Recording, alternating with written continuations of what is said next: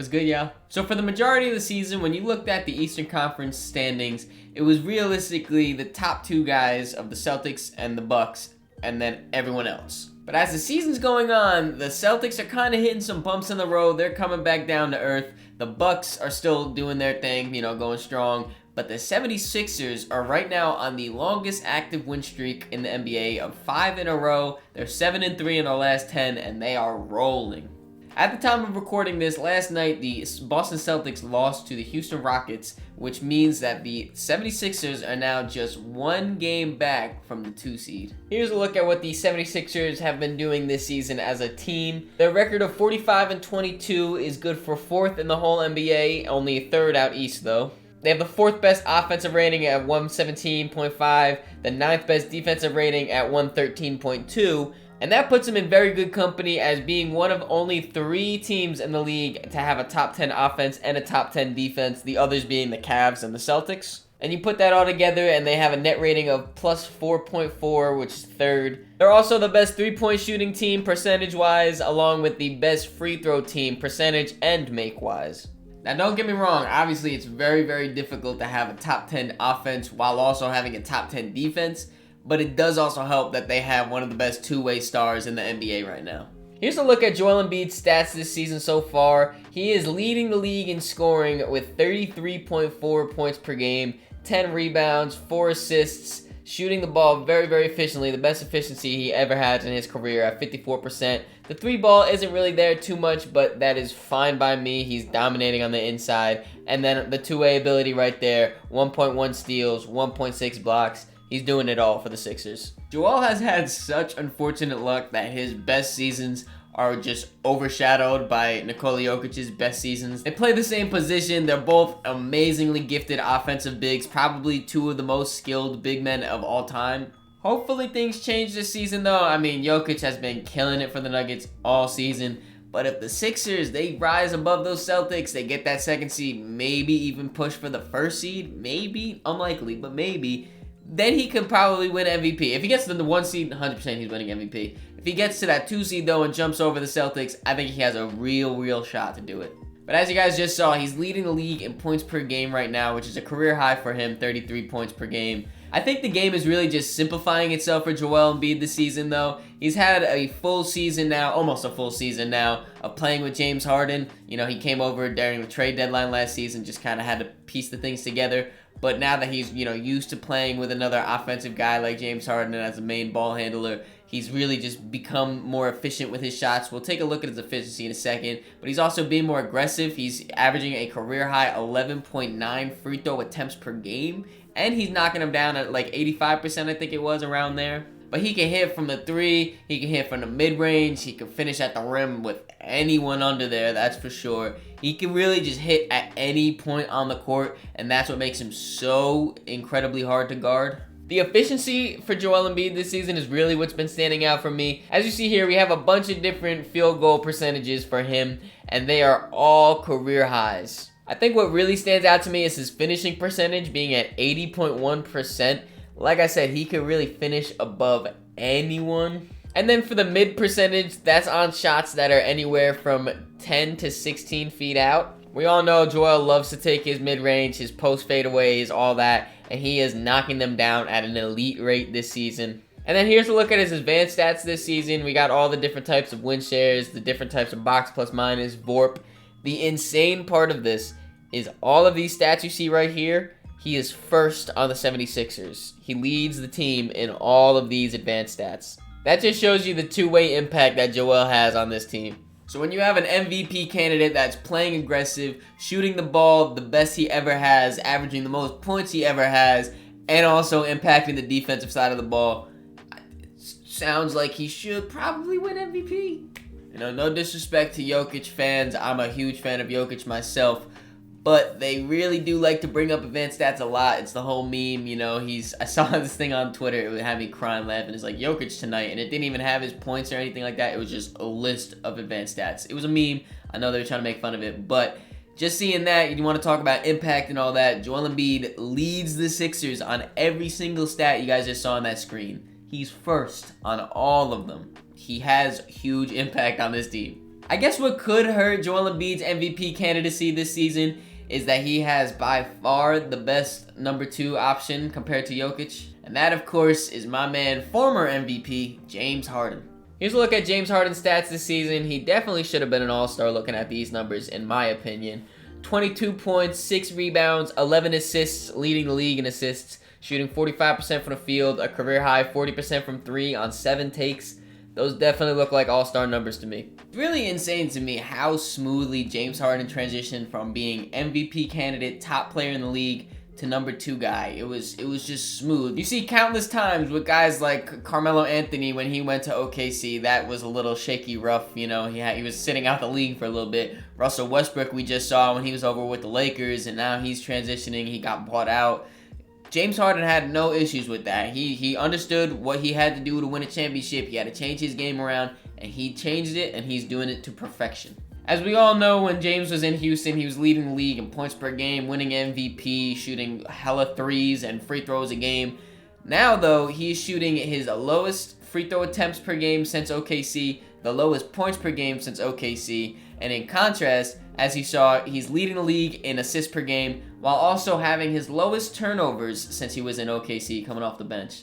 He's really just shifted his game from, instead of looking to score every single possession, just dribble, shoot, jump shots, get to the free throw line, he's just looking to play make. He's looking to orchestrate this offense. He's a fantastic passer. He had his career high in assists in a game this season with 21. His assist percentage is 44.6, which is the highest it's been since 2016-17 when he led the league in assists like he is right now. And we all know James Harden isn't really a defender, so I didn't bother putting those advanced stats on here. But when you look at his offensive and just overall advanced stats, he's killing the game. In all of these stats right here, he is second on the Sixers, just behind Joel Embiid. So this dynamic duo on offense is really working out for the Sixers. Speaking of offense, if this guy didn't start too many games to start the season, he might be in the conversation for 6th man right now. And that, of course, is my man Tyrese Maxey right here, averaging a career-high 19.8 points per game, 3 rebounds, 3 assists. His efficiency is very, very good, too, for the type of shots that he takes. He's also shooting a whole bunch of threes, career-high 6 threes per game.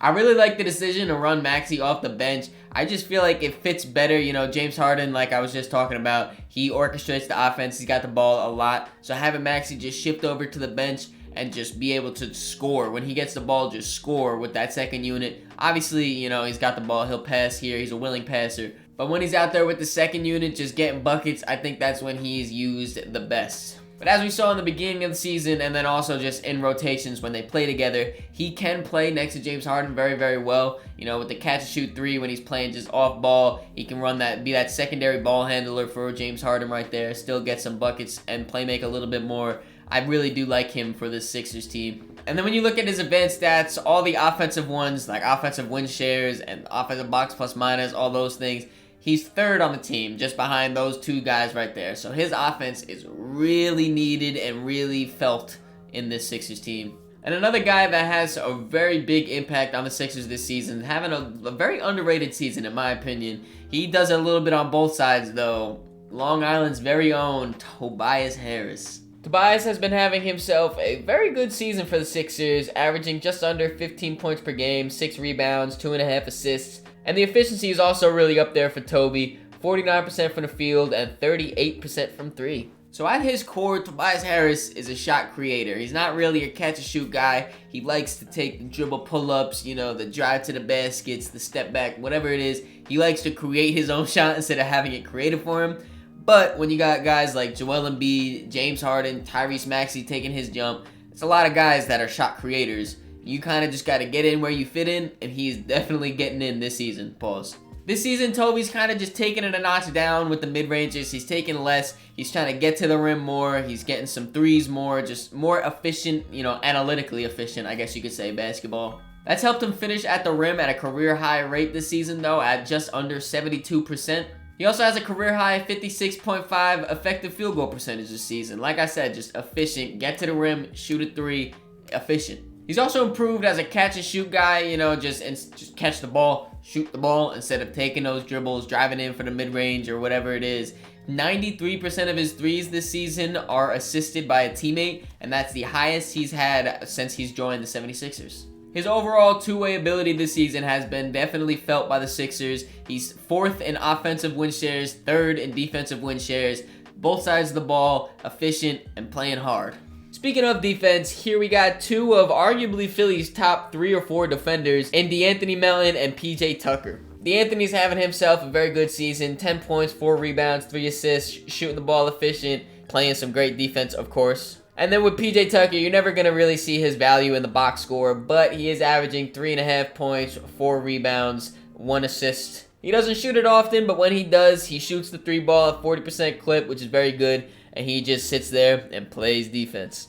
I think the acquisition of both these guys for Philly is really an important part of why they're so good this season. They traded an injured Danny Green, who doesn't really play anymore, for DeAnthony Melton, and he has been a fantastic 3-and-D guard right next to James Harden. When I was talking about Tyrese Maxey, I mentioned how I really like his fit off the bench, just more freedom to run the offense. I also really like the fit of DeAnthony Melton next to James Harden. Like I said, James Harden does not play much defense. DeAnthony Melton is a fantastic defender, just comes there next to James Harden, picks up the best perimeter guy on the other team, and just locks him up. And then on the offensive side of the ball, they don't really need him to do much. You know, James Harden is the main ball handler. Of course, they got Joel Embiid. Tobias Harris also gets his shots up in there. So 62% of all of DeAnthony Melton's shots are three-pointers, and then 87% of his three-pointers are assisted. So basically, he's out there playing defense, then he spots up, catches, shoots, knocks that bitch down.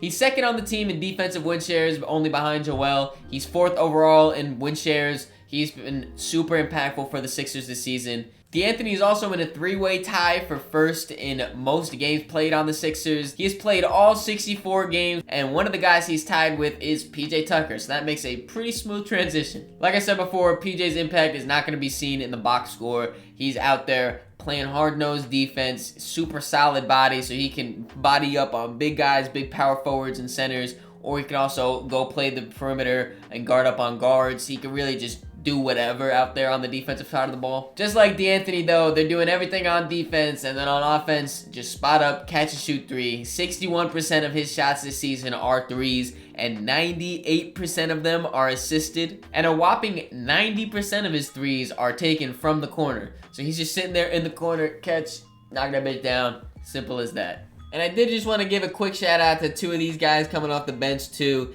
Shake Milton and George Niang. Both have been having incredible seasons coming off the bench for the Sixers. Shake coming off the bench, giving them a very efficient 8.5 points, and then George just spotting up for 3, knocking that bitch down.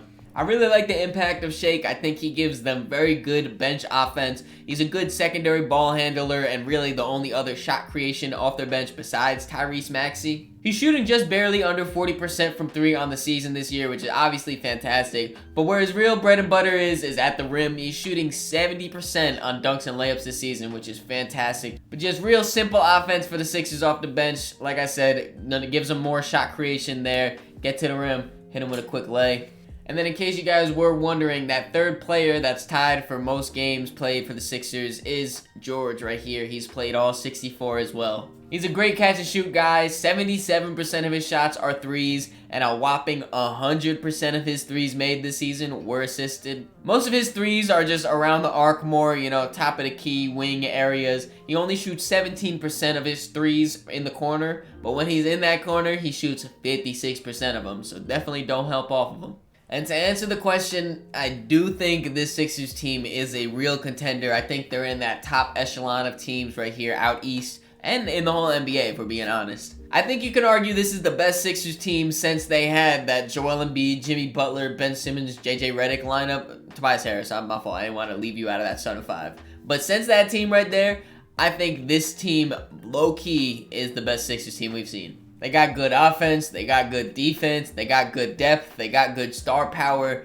They have everything on this team. I think they can make a very deep run in the playoffs this season. Hope you guys enjoyed this video. If you did, make sure you leave it a like, subscribe so you don't miss the next one. In the description, there'll be links to all my social media, so make sure you follow me on all those to keep up to date with me. Catch y'all.